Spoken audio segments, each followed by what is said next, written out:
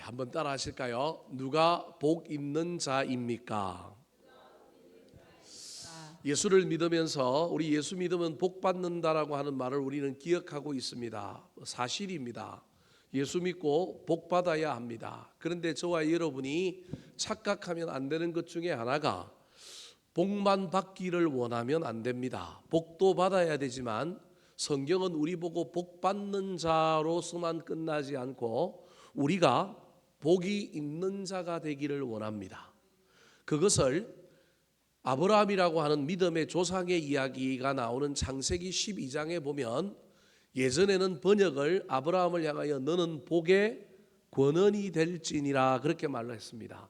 그러니까 권원이라고 하는 말을 좀 더 쉽게 바꾸면 물권원 또는 물의 저수지. 그래서 저수지에 물을 가득 담고 있는 것처럼 복을 가득 담고 있는 사람.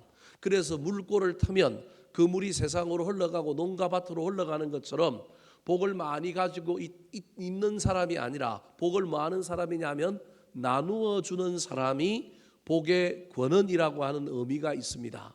그런데 성경을 번역하면서 새롭게 번역한 것이 뭐냐 하면 너는 복의 근원이 될지라 그러지 않고 뭐라고 얘기하냐면 너는 복이 될지니라 그렇게 말하고 있습니다. 우리는 동양적인 사고에서 무엇을 소유하는 걸 참 좋아합니다. 받는 것을 좋아합니다. 그런데 성경은 존재, 영어로 하면 be라고 하는 동사를 좋아합니다. 우리가 어떤 존재가 되느냐, 즉 복이 있는 사람이 되는 것이 중요한데 우리는 복 받는 것에 훨씬 더 관심을 가지고 있습니다. 이 차이가 미묘한데 우리는 이 차이를 구분하지 않고 그냥 뭐만 받으면 좋아해요?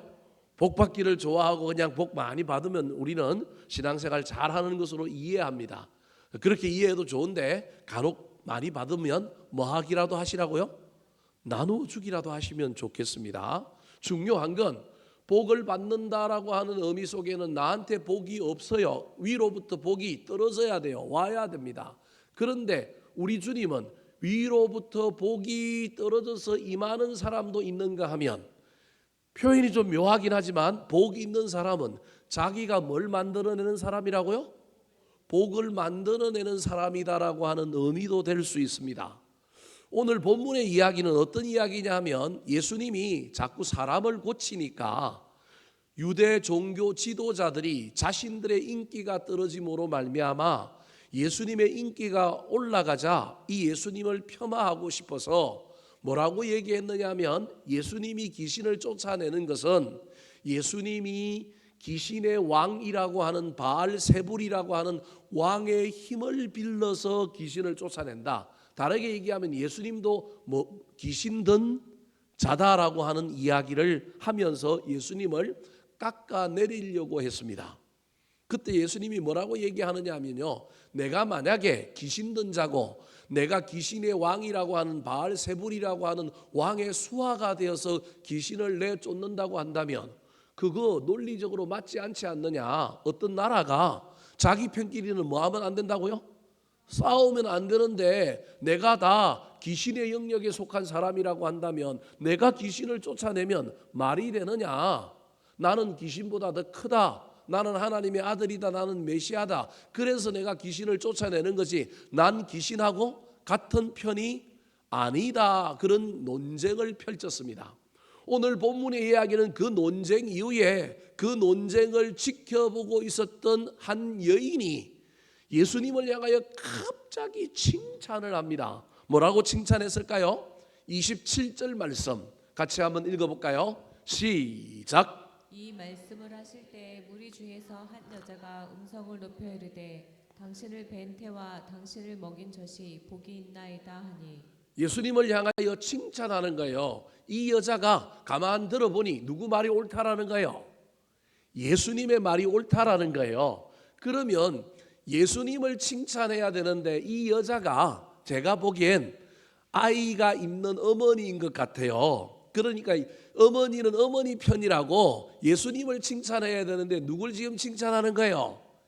예수님의 어머니 마리아를 칭찬하고 있는 거예요. 쉽게 얘기하면 자식이 잘났거나 자식이 출세하거나 자식이 높은 자리에 올라가면 그 자식을 향하여 동네 사람들이 야, 저 똑똑하다 대단하다 그래야 되는데, 한국인의 정서, 동양의 정서에는 자식을 직접 칭찬하기보다는 누굴 칭찬해요? 그 부모를 칭찬하는 거잖아요. 그런 것처럼 이 여인도 예수님이 옳다, 예수님이 맞다, 그렇게 이야기하는 걸 에둘러서 뭐라고 얘기하고 있냐면 당신을 뵌 태와 당신을 먹인 젖이 복이 있나이다라고 칭찬을 한 거예요. 문자적으로는 누굴 칭찬하고 있느냐 하면 예수님을 태어나게 한 마리아, 그의 어머니 마리아, 예수님을 젖을 잘 먹여서 이렇게 잘 키워서 유대 종교 지도자라고 논쟁에도 지지 않고 진리를 소유하고 있는 것처럼 보이는 위대한 랍비 선생으로 잘 키운 당신 어머니가 뭐가 있다고요? 복이 있다, 그렇게 얘기한 겁니다. 물론 이 이야기 속에는 예수님도 칭찬하지만 예수님의 어머니가 복이 있다, 그렇게 말하고 있는 거예요. 그런데 우리 예수님은 이 여인이 분명히 순수한 의미로 예수님이 이 논쟁 가운데서 유대 종교 지도자들보다 훨씬 좋은 사람, 진리를 소유하고 있는 사람이라고 칭찬하는 의미로 이렇게 얘기했지만 이 여인이 2%가 부족한 거예요. 뿐만 아니라 이 여인의 이야기를 통하여 예수님은 그의 제자들에게도 교훈하고 싶어서 이 여인의 이런 칭찬 앞에 예수님이 말을 바꾸어서 이렇게 이야기합니다. 28절 말씀 같이 한번 읽어볼까요? 자, 28절 시작. 예수께서 이르시되 오히려 하나님의 말씀을 듣고 지키는 자가 복이 있느니라 하시니라. 애 낳아서 애 잘 키운 그 엄마도 복이 있는 사람이지만 진짜 복이 있는 사람은 어떤 사람이냐면 하나님의 말씀을 듣고 뭐하는 자? 지키는 자가 복이 있다. 이건 그 여인에게도 이야기하고 있지만 누구한테도 이야기하느냐 하면 예수님의 제자들, 지금 논쟁하고 있는 유대교 지도자들에게 자꾸 이해관계 속에서 우리가 높이 올라가고 남은 깎아내리고 내가 인정받고 내가 인기를 얻는 것, 이런 것이 아니라 말씀에 순종하는 사람이어야 한다. 그래서 말씀을 대하는 태도가 다른 사람, 말씀이라고 하는 문자가 내 안에 있는 정도가 아니라 진짜 그 말씀을 듣고라고 하는 건 귀로만 듣는 것이 아니라 마음으로 듣고 이게 진리의 말씀이다라고 하고 받아들일 뿐만 아니라 그 말씀대로 살아내는 사람, 저기 지킨다라고 하는 말은 귀로 들은 말을 마음에서 잘 소화하고 이 안에서 은혜가 일어나고 아하, 그런 깨달음도 일어나서 내가 이대로 살아야 되겠다, 그 마음 가지고 삶의 현장에 가서 그 말씀대로 살아내는 사람이 뭐가 있다고요? 복이 있다. 말씀대로 살면 복 받을 거야. 말씀대로 살면 하나님이 복 주실 거야. 말씀대로 살면 분명히 좋은 일이 일어날 거야. 이걸 가르쳐 주고 있는 거예요. 그러니까 제자들에게도 야, 너희들은 말씀에 순종하는 사람, 말씀 붙들고 실험하는 사람 되어야 돼. 유대교 지도자들을 향하여 너희는 구약의 율법을 받았는데 그렇다고 한다면 그 율법의 말씀을 가지고 그 율법에서 이야기하고 있는 메시아가 누구인지를 깨닫고 예수 그리스도의 말을 이제 들어야 되는데 너희들은 이해관계 속에서 누가 옳으냐 누가 높으냐 그것만 가지고 하느냐, 너희들에게 말씀이 있느냐 없느냐 지금 묻고 있는 거예요. 또 칭찬을 했던 여인을 향하여 너 칭찬 참 잘했는데 그걸로 끝나면 안 돼. 네가 옳고 그름을 판단하여 정말로 옳은 사람이 누구인지 박수 쳐주고 칭찬한 것까지는 잘했는데 진짜 복이 있으려면 여러분 아들 잘 낳아서 자식 잘 낳아서 잘 키워내는 것만으로만 안 되고 우리가 다 하나님의 말씀을 잘 듣고 은혜 받고 그 말씀대로 살아나가는 사람이어야 한다. 그 사람이 복 있는 사람이다라고 말하고 있는 겁니다. 이걸 좀 더 쉽게 설명하기 위하여 예수님께서 비유로 설명을 하고 있습니다.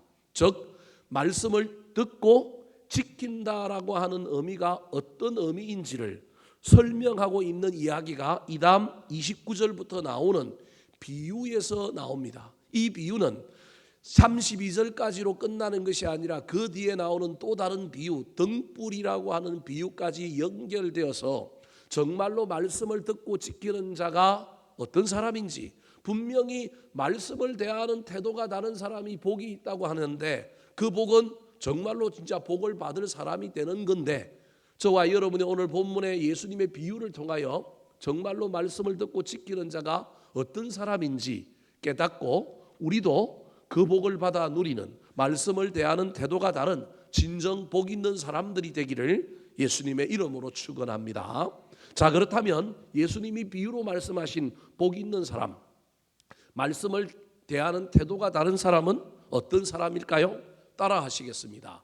보지 않고 말씀을 믿는 자. 보지 않고 말씀을 믿는 자. 인간은 의심이 많습니다. 인간은 확인해야만이 믿습니다. 그런데 여러분, 차를 운전할 때 내비게이션에서 나오는 여자 말을 믿고 갑니까? 그냥 듣고 갑니까?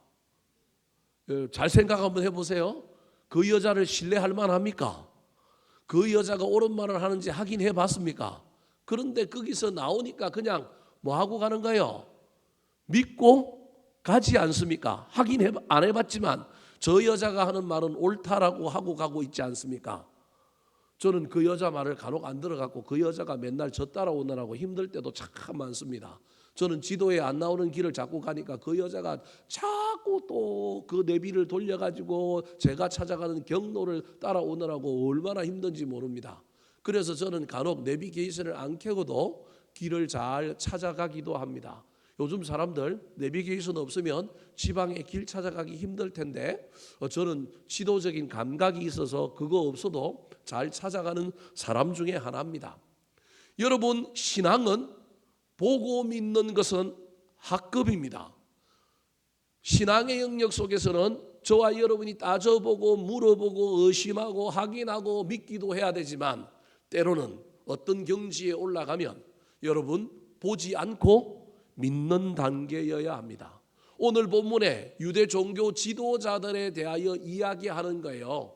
너희들이 내가 메시아라고 확인이 되어야만 믿지 말고 내가 메시아라고 하면 정말 확인해보지 말고 보지도 않고 뭐 했으면 좋겠다?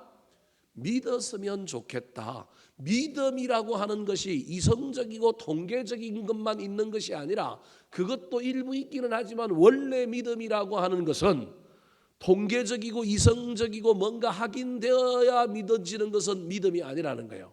순종이 할 만한 것을 순종하는 것을 순종이라고 하지 않음에도 불구하고 우리는 순종을 그렇게 이해하고 있는 것처럼 믿음 또한 믿을 만한 것을 믿는 것을 믿음이라고는 하지 않습니다. 믿을 만하고 동의되고 저와 여러분이 그것을 맞다라고 여겨지는 것만 믿는다면 엄격한 의미에서 그것은 믿음은 아닙니다. 오늘 본문의 제자들을 향하여 이성과 통계, 현실을 넘어서 때로는 저와 여러분이 보지도 않고 확인하지도 않고 하나님의 말씀이라고 하면 이게 대놓고 무턱대고 따져보지도 않고 믿는다 그런 의미가 아니라 정말로 믿음으로 그냥 무작정 믿는 것하고 믿음으로 믿는 것하고는 틀리는데 무작정 믿는 것이 아니라 하나님의 말씀이 그러하다 하니 믿는 믿음을 저와 여러분이 가질 때 진짜 복 있는 사람이 된다라는 거예요. 자, 29절 말씀 같이 한번 읽어볼까요? 시작. 무리가 모였을 때 예수께서 말씀하시되 이 세대는 악한 세대라 표적을 구하되 요나의 표적밖에는 보일 표적이 없나니. 자, 이 세대는 악한 세대라. 이 악한 세대가 누구냐 하면 유대 종교 지도자들입니다. 예수님이 논리적으로 야, 귀신들끼리 싸우면 되느냐? 내가 귀신을 쫓아내고 귀신과 싸우는 건 같은 편이 아니라는 것 아니냐? 나는 귀신들보다 더 크다. 나는 메시아다. 난 하나님의 아들이다. 그러니까 이 사람들이 예수님에게 뭘 보여달라 그랬어요? 표적을 보여달라 그랬어요. 못 믿겠다라는 거예요. 예수님의 말씀만 듣고 믿어야 그게 믿음인데 말씀만 듣고 못 믿겠으니 눈에 보이는 것을 보여달라. 그게 표적을 보여달라라고 하는 말을 그 사람들이 한 거예요. 그래서 그 사람들을 향하여 이 사람들은 보아야만이 믿는 사람이다. 보아야만이 확인되어야만이 믿는 이 사람들을 향하여 예수님이 직설적으로 아주 강하게 뭐라고 얘기하냐면 이 사람들은 이 세대는 무슨 세대라고요? 악한 세대다. 표적을 구하는데 내가 이들에게 굳이 표적을 보여달라고 하면 내가 보여줄 표적은 무슨 표적밖에 없느냐 하면 요나의 표적밖에 없다라고 이야기하는 겁니다. 여러분 이게 무슨 말일까요? 표적을 구하는 사람들에게 이야기하면서 표적 보여달라고 하면 내가 요나의 표적밖에 보여줄 게 없다라고만 이야기하는데, 이 말의 의미는 두 가지가 있는데, 하나는 무엇이냐 하면 요나가 물고기 배 속에 들어갔다가 3일 만에 살아났어요. 요나라고 하는 선지자는 북이스라엘의 선지자였는데, 이때 북이스라엘을 아주 괴롭혔던 나라, 우리나라 대한민국의 저 북한이 왼수거린 것처럼 그때 왼수거린 나라가 어떤 나라냐면 아수르라고 하는 나라였습니다. 그 시대에 아주 강력한 나라가 아수르입니다. 얼마나 강한 나라인지 모릅니다. 훗날 이 나라는 북이스라엘을 뭐 하느냐 하면 멸망시킵니다. 그래서 북이스라엘이라고 하는 나라가 이 나라에 완전히 지배를 당하게 되고요. 심지어 이 나라가 이 북이스라엘에 있는 이 지역에 있는 사람들을 전부 옛날처럼 저 사할린이나 뭐 연해주나 이런 데로 우리나라도 옛날에 옮겼던 것처럼 일제시대 때 사람들을 다 옮겨가고 그 지역에는 자기 나라 사람들을 이주시켰습니다. 악랄할 정도입니다. 심지어 전쟁에서 이기고 난 다음에 아수르가 이스라엘 사람들을 잡아갈 때, 여러분 이건 제가 그냥 이상하게 얘기하는 게 아니고 이 진짜입니다. 그림에도 나옵니다. 세계사 역사책에. 이 사람들이 어떻게 잡아가느냐 하면요, 사람의 입을 깨워서 줄을 묶어서 갑니다. 사람들을 발가벗겨갖고 남자들은 성기를 묶어가지고 갑니다. 악랄한 사람들입니다. 아주 악랄한 사람들입니다. 근데 그렇게 악랄하게 되기 전까지 북이스라엘을 여러 번 공격하여 북이스라엘을 아주 짓밟아 놓아가지고, 이스라엘 사람들은 북이스라엘 사람들 하면 치를 뜹니다. 우리나라가 저 일본하고 치를 뜨고 북한하고 치를 뜨는 것처럼 그렇게 치를 뜹니다. 밥 먹을 생각을 안 합니다. 이 사람들하고 상종할 수가 없습니다. 그런데 하나님이 요나라고 하는 선지자에게 갑자기 나타나서 너 저 북이스라엘 나라가 멸망할 것 같으니 저 나라에 가서 뭘 하라고요? 회개하지 않으면 멸망하니까 회개하라고 복음을 전하라는 거예요. 요나가 가고 싶지 않은 거예요. 그래서 하나님의 명령을 거절하고 하나님의 명령을 안 들으려고 도망을 갑니다. 요빠라고 하는 항구에 가서 배를 타고, 그 당시 지중해라고 하는 세계관을 가지고 있었던, 지구가 둥글지 않고 평면이라고 하는 세계관을 가지고 있었던 시대에 이스라엘에서 제일 먼 나라가 어디냐 하면 스페인이었습니다. 그걸 성경에는 뭐라고 얘기하냐면 다시스라고 얘기하는데, 이 지중해에서 요빠라고 하는 항구에서 배를 타고 다시스에 도망가서 스페인에 도망가서 숨어 있으면 하나님이 자기를 못 찾아낼 줄 알고, 너무너무 하나님의 명령이지만 그 나라에 가서 복음을 전하는 건 싫을 뿐만 아니라, 복음을 전했는데 그 사람들이 회개하고 구원받는 것이 너무너무 싫은 거예요. 그래서 도망을 갔는데 갑자기 자기가 탄 배 밑창에서 잠들었는데 하나님이 뭘 일으켰느냐 하면 풍랑을 일으켜요. 그래가지고 그 배가 침몰할 위기에 놓인 거예요. 사람들이, 선원들이 막 배를 다 그 살리기 위하여 짐을 다 버려서 가볍게 했어요. 왜냐하면 배가 무거우면 파도가 치면 파도가 넘쳐서 배 안으로 들어오잖아요. 그러면 배가 침수당하니까. 그래서 짐을 다 버려서 가볍게 했습니다. 그런데도 안 되니까 사람들이 막 두려워 떨고 있는데, 그때 선원이 배 밑에서 자고 있는 누굴 깨우러 왔어요? 요나를 깨우러 온 거예요. 그래서 요나에게 이야기하는 거예요. 지금 배가 침몰할 것 같으니까 네가 섬기는 신에게 기도하여 이 배가 침몰되지 않게 해달라고 뭐 하라고요? 기도해달라고 하는 거예요. 그 이야기 속에서 요나는 선지자니까 직감이 있는 거예요. 이거 나 때문에 일어난 뭐라고요? 풍랑이다. 하나님이, 내가 하나님의 명령을 순종하지 않아요. 도망가려고 하니까 이 배에 위험을 주는구나. 그래도 선지자라고 자기 때문에 이 배에 타고 있는 사람들이 죽는 것에 대한 안타까움이 있어서 선장에게 가가지고 이 풍랑이 일어난 건 누구 때문이라고요? 나 때문이니 나를 바다에 던지면 풍랑이 뭐 할 거라고요? 잔잔해질 거라고 얘기를 해요. 그래도 양심이 살아있어 갖고 요나가 살신 성인하려고 그렇게 나가서 이야기하는데, 선장이 그 말을 안 믿을 뿐만 아니라 선장이 뭐라고 얘기하느냐 하면 그렇게는 못한다는 거예요. 설사 네 말이 사실일지라도 이 선장이 세월호 선장보다 나은 선장이에요. 우리 배에 있는 사람 한 사람도 죽일 수 있다 없다? 없다. 안 된다라는 거예요. 그런데 요나가 빠득빠득 우기는 거예요. 자기를 집어 던지면 이 모든 문제가 해결된다고요. 이 요나는 체념한 거예요. 난 죽어도 하나님의 명령을 듣겠다는 거예요, 안 듣겠다는 거예요? 안 듣겠다는 거예요. 난 차라리 뭐 하겠다고요? 죽겠다라는 거예요. 그러니 선장이 네 말이 사실이라고 한다면 우리가 제비를 한번 뽑아보자. 그래서 오늘날로 치면 통 하나에 이름 다 적어가지고 쪽지에 자기 이름 적어가지고 넣어가지고 선장이 제비를 딱 뽑았는데 신기하게 누구 이름이 나온 거예요? 요나 이름이 나온 거예요. 그래서 그 요나를 어디에 던져요? 바다에 던졌더니 아니나 다를까 풍랑이 잠잠해졌어요. 근데 바다에 빠졌던 그 요나, 우리 어린아이들은 큰 고래가 와서 집어삼켰다고 하는데 성경은 고래라는 말이 없고 뭐라고 얘기하냐면 큰 물고기가 누굴 집어삼켜요? 요나를 그대로 집어삼켜요. 그러니까 상하지 않고 물고기 뱃속에 들어가 있었던 사람이 누구예요? 요나인데 그때 요나가 물고기 뱃속에 들어가 있었는데 산채로 들어간 거예요. 성경에 의하면. 그런데 그때 요나가 그 물고기 뱃속에서 회개하기 시작하면서 하나님께 기도했는데 제 생각입니다. 얼마나 세게 기도했던지 물고기가 뭐가 아픈 거예요? 배가 아픈 거예요. 제 생각입니다. 여러분 오해하지 말고 성경에 이런 말은 없어요. 근데 하여튼 요나가 물고기 뱃속에서 엄청나게 회개하며 기도하는 거예요. 내가 하나님의 명령을 순종했어야 되는데 내가 안 들었다고 막 회개하면서 기도했는데요. 그 기도 끝에 3일이 지났는데 물고기가 갑자기 억 하면서 토해버린 거예요.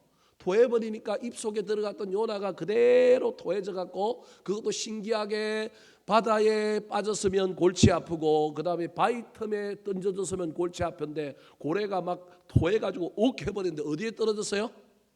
모래사장에 떨어진 거예요. 장소를 어디라고는 말하지 않는데 제가 보기엔 니느웨에 제일 가까운 해변이었을 가능성이 많아요. 여하튼 그렇게 해서 요나가 3일 만에 뭐 한 거예요? 죽었다가 살아난 거예요. 오늘 본문에 예수님이 내가 요나의 표적밖에 보여줄 것이 없다라고 하는 이 이야기는 요나가 물고기 뱃속에 들어가서 3일 만에 살아난 것처럼 나도 죽었다가 3일 만에 뭐 할 거다? 부활할 거다. 그런데 너희들이 표적 보여달라고 그랬는데 요나의 표적 보여줘도 내가 3일 만에 부활해도 너희들이 믿을 거다 안 믿을 거다? 안 믿을 거다. 내가 살았을 때 나 죽을 거고 3일 만에 부활할 거라고 얘기했는데도 내 말을 듣고도 실제로 그 현상을 봐도 믿는다 안 믿는다? 안 믿을 거다. 표적 보여달라고 하지만 보고도 너희들은 사실은 안 믿을 거다. 진짜 믿음이 있는 사람은 보고 믿는 게 아니라 뭐하고 믿을 거라고요? 보지도 않고 믿을 거다. 요나가 물고기 뱃속에서 나와가지고 니느웨 사람들에게 복음을 전했어요. 니느웨가 사흘길이에요. 성이 엄청 커서 성을 전부 돌아다니면서 복음을 전하면 며칠 돌아야 되느냐 하면 사흘 동안 복음을 전해야 되는데 순종하고도 마음이 이상한 거예요. 전하기가 싫은 거예요. 그래서 요나가 쓴 전략이 뭐냐 하면요. 요나가 그냥 니느웨 성을 반지름 절반을 딱 질러서 가로질러 가서 복음 전해요.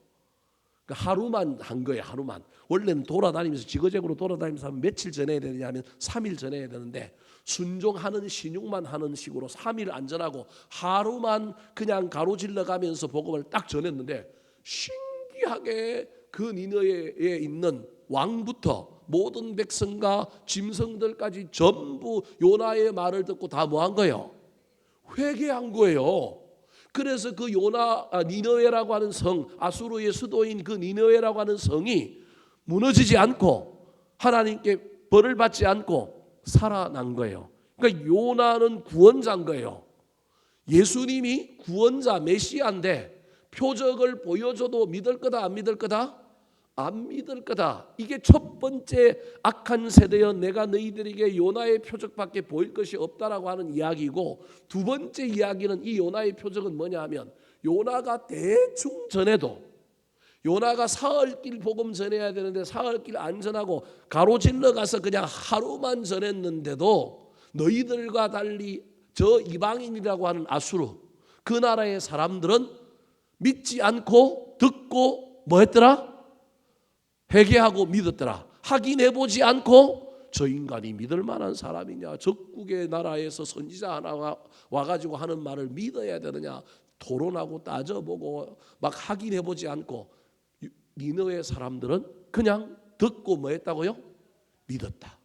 그런데 너희들은 듣고 믿는 사람이 아니라 표적을 보여달라고 하는데 너희들도 표적 보여줘도 믿을 사람이다, 안 믿을 사람이다? 안 믿을 사람이다. 사랑하는 성도 여러분, 저와 여러분이 앞으로 신앙생활할 때 때로는 따져보기도 하고 때로는 확인해보고 돌다리도 여러분 두드려보고 가야 되는 것이 인생입니다. 그런데요, 위기의 순간에, 결정적인 순간에는 저와 여러분이 보지 않고 믿는 자였으면 좋겠습니다. 사랑하는 성도 여러분, 예수님께서 부활하시고 난 다음에 무서워서 숨어있는 제자들에게 문도 열려져 있지 않는데 우리 예수님이 공간 이동으로 제자들이 있는 곳으로 들어갔습니다. 그때 다른 제자들은 다 있었는데 누가 없었느냐 하면 도마라고 하는 제자가 없었습니다. 예수님이 부활해서 나타난 걸 예수님의 제자들이 봤는데 도마가 어디 갔다 오니 예수님은 다시 가버리고 제자들만 상기된 얼굴로 도마한테 얘기하는 거예요. 우리가 부활하여 살아나신 누구를 만났다고요? 예수님을 만났다. 근데 도마가 뭐라고 얘기합니까? 못 믿겠다라는 거예요. 내가 예수님의 손에 못자국을 만져보고 옆구리에 창자국을 만져봐야만이 뭐 하겠다고요? 믿겠다. 우리 예수님이 시공간을 초월하여 낱말은 누가 들어요? 새가 듣고 반말은 누가 들어요? 쥐가 듣는데 우리 말은 누가 듣는다고요? 하나님, 예수님이 듣는다니까요. 여러분, 우리 말은 하나님이 듣는다니까요. 여러분 기억하셔야 돼요. 새가 듣고 쥐가 듣는 게 아니라 우리 말은 누가 듣는다고요? 하나님이 듣는 거. 요나가 한 말을 누가 들었다고요? 예수님이 들었어요. 그래, 요놈 교육시켜야지. 그래서 또 제자들이 모였을 때, 도마가 있을 때 예수님이 도마 때문에 역불이 한 번 더 나타나신 거예요. 그래서 도마 앞에 자기를 딱 세우면서 뭐라고 얘기해요? 만져봐라. 그러면서 도마에게 준 교훈이 뭐예요? 자, 요한복음 20장 29절 말씀 같이 읽어볼까요? 시작. 예수께서 이르시되 너는 나를 본고로 믿느냐? 보지 못하고 믿는 자들은 복되도다 하시니라. 보지 못하고 믿는 자가 뭐하다고요? 복되다.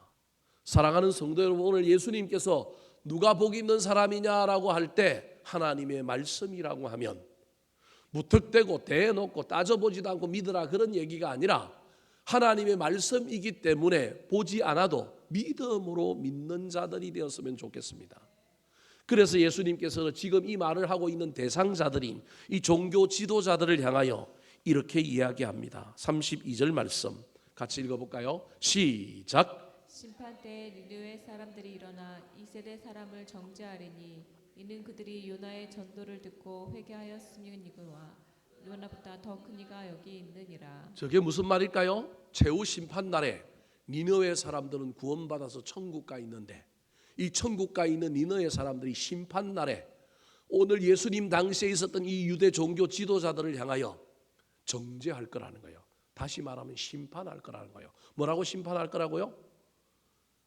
우리는 요나의 전도를 듣고 따져보지도 않고 하나님의 말씀이라고 하니 믿고 회개했는데 요나보다 더 큰인 예수 그리스도가 너희에게 있었고 너희에게 말씀하셨는데 너희들은 믿었냐?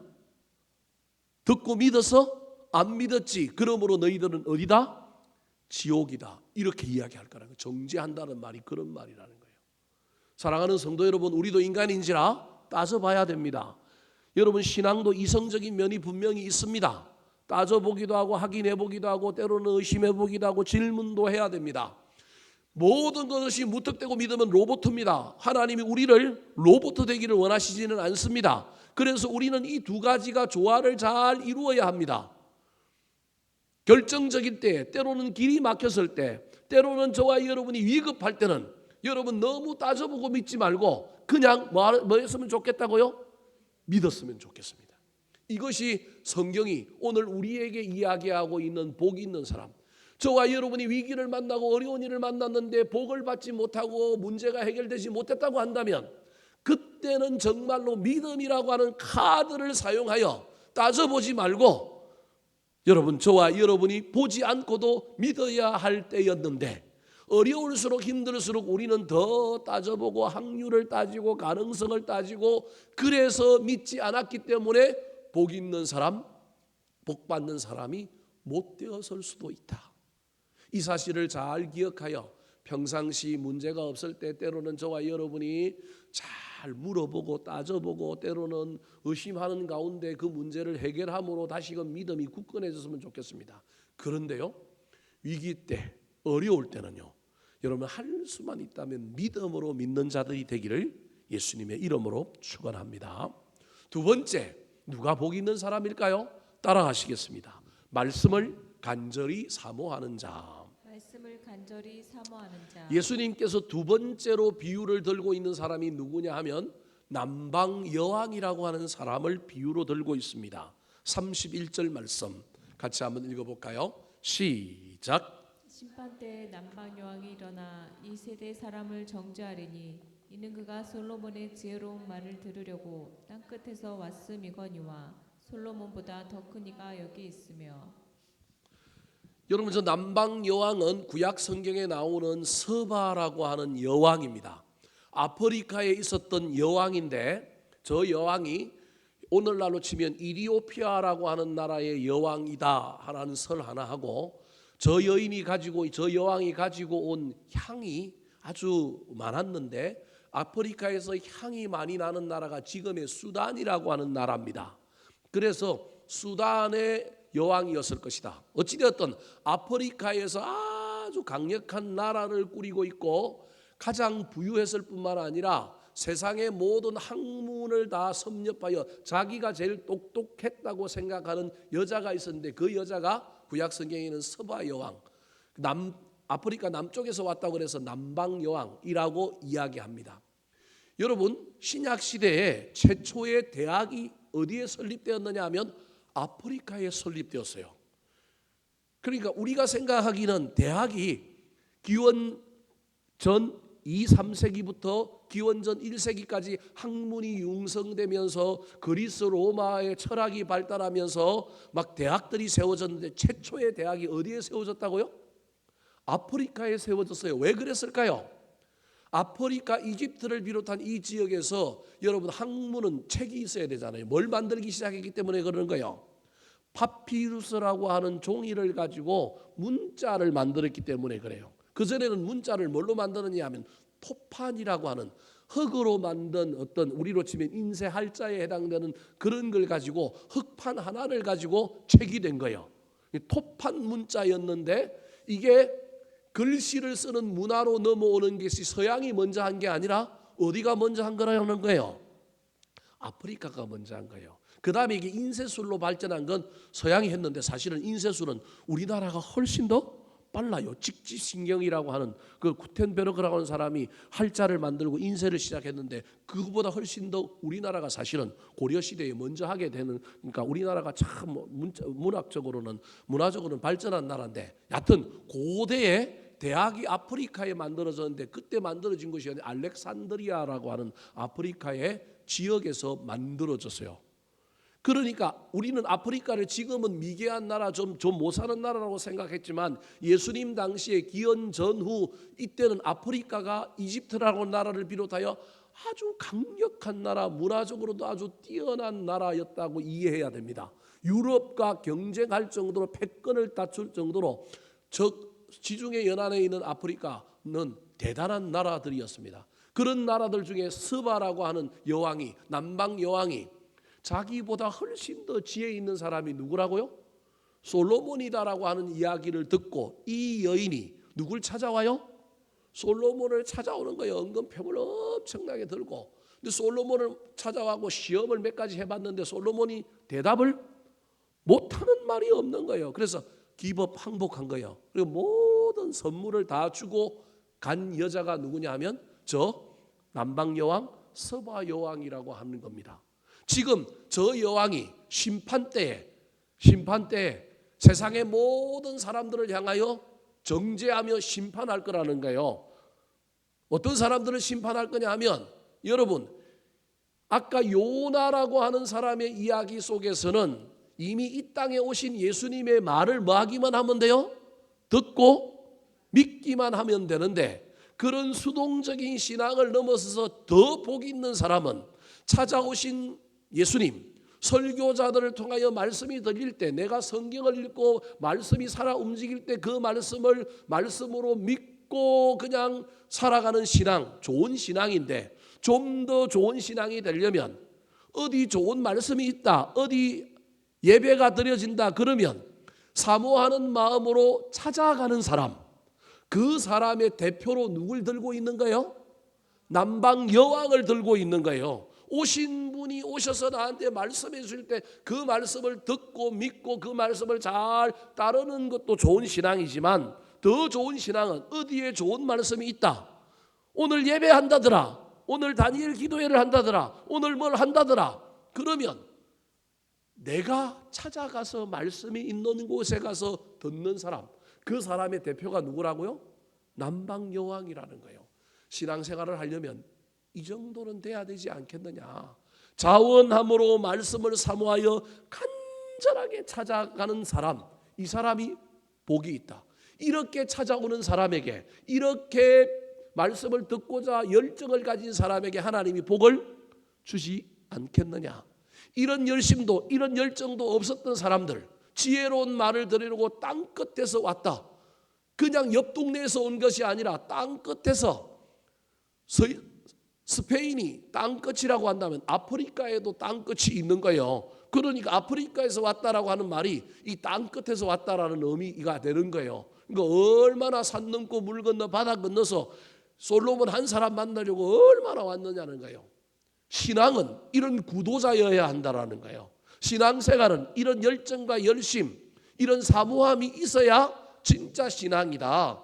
그런데 그런 신앙도 없이 여러분, 저와 여러분이 하나님께 복을 받는다? 어불성설이라는 거예요.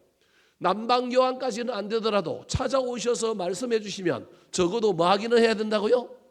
듣고 믿기는 해야 되는데, 그것도 안 할 뿐만 아니라 저 남방 여왕 같은 사람이 있느냐. 예수님이 지금 성육신하여 이 땅에 오신 것은 요나가 니느웨를 찾아가는 것하고 똑같다고 한다면 너희들이 듣고 믿어야 하는데, 그것도 못하는 너희들, 내가 더 높은 신앙의 경지를 알려줄게. 스바 여왕은 찾아오셔서 말씀하시는 말을 들은 게 아니라 뭐 하려고 했다고요? 자기가 지혜로운 말을 들으려고 땅 끝에서 찾아왔다. 누구를? 솔로몬을. 근데 솔로몬보다 더 큰 사람이 누구다? 예수님이다. 너희들은 예수님을 찾아오고 예수님을 사모하여 만나야 하지 않겠느냐. 지금 이 종교 지도자들이 예수님을 시험하러 왔는데, 중요한 건 이들도 시험하러 왔으니 남방 여왕에 해당되는 태도를 보였다고 할 수는 있지만, 이 남방 여왕과 이 종교 지도자들의 차이는, 남방 여왕은 시험한 결과 예수님을 알아보고 항복하고 받아들였지만, 이들은 예수님을 받아들여요, 안 받아들여요? 안 받아들이고 있는 것입니다. 사랑하는 성도 여러분, 보지 않고 믿는 자가 되시기 바랍니다. 할 수만 있다면 사모함으로 저와 여러분은 은혜 받는 자리, 주님을 간절하게 찾는 사람들이 되기를 예수님의 이름으로 축원합니다. 마지막입니다. 누가 복 있는 사람일까요? 따라 하시겠습니다.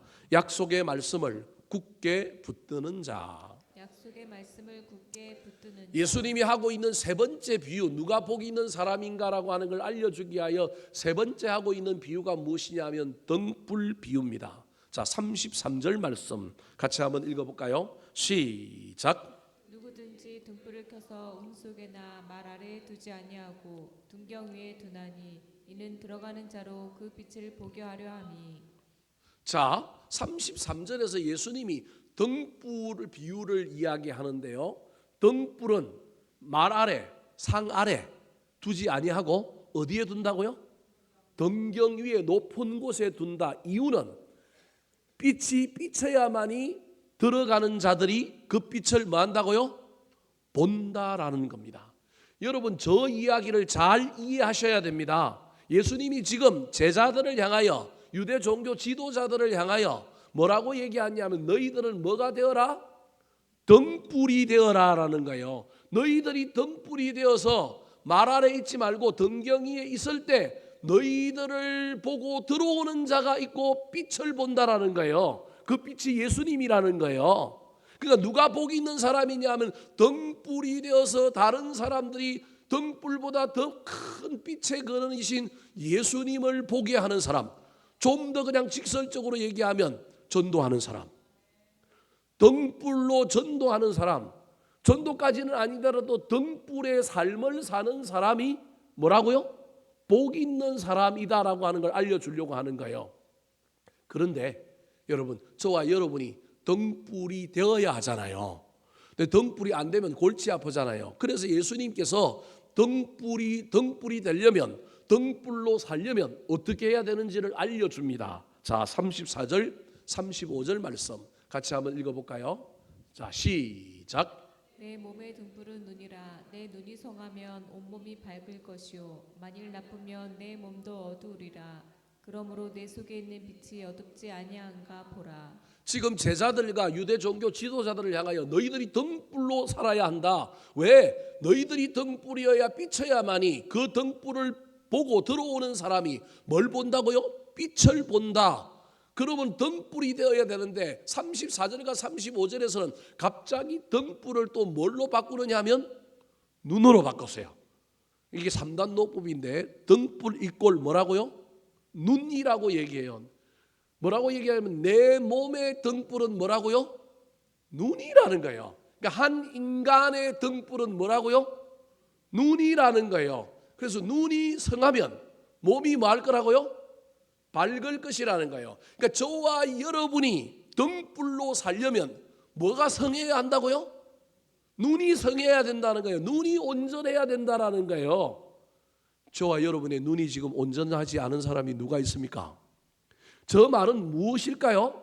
저 눈이라고 하는 것은 여러분 계시의 말씀을 보는 눈, 약속의 말씀을 보는 눈, 보이지 않는 하나님을 보는 눈을 의미하는 거예요.